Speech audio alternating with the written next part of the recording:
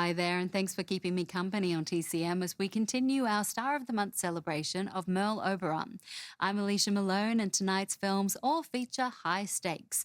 In England in the late 1930s, none were higher than the brewing war with Germany.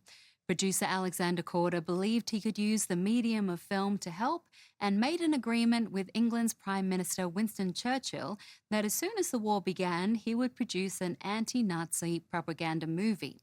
Korda enlisted all of the artists at his company, London Films, to participate, including his star and wife, Merle Oberon.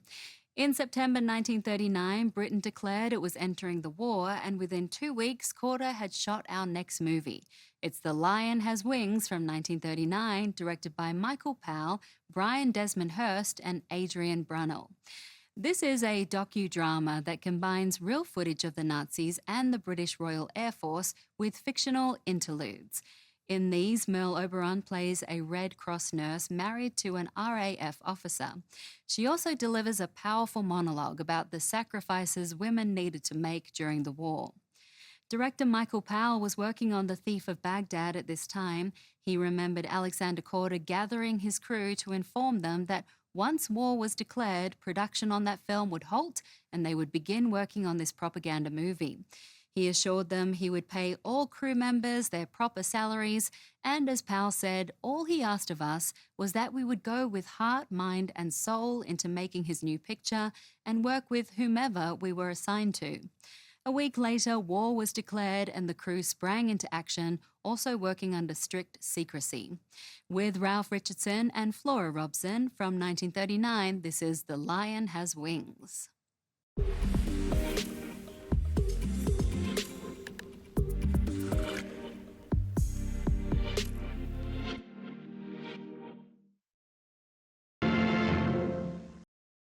The Lion Has Wings was filmed in 12 days, finished within 5 weeks, and premiered a week later.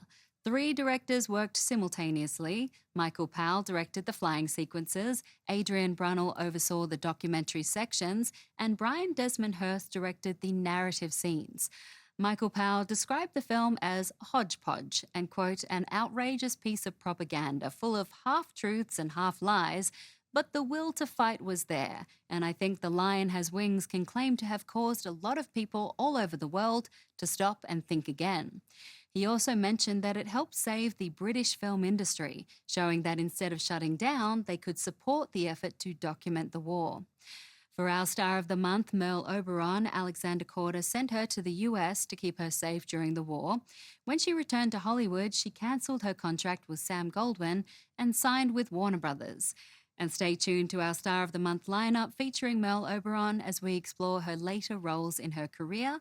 After this break, Oberon appears in a 1954 musical biopic of composer Sigmund Romberg. Next on TCM, Deep in My Heart, then Hotel, and later Room Service. TCM sends up some complimentary Groucho tonight.